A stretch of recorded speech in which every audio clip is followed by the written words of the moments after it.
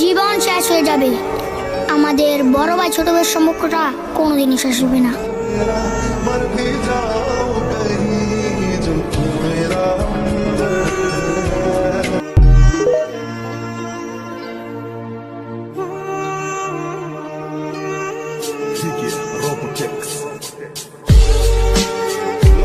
জীবন শেষ হয়ে যাবে, আমাদের বড় ভাই ছোট ভাইয়ের সম্পর্কটা কোনোদিনই শেষ হবে না।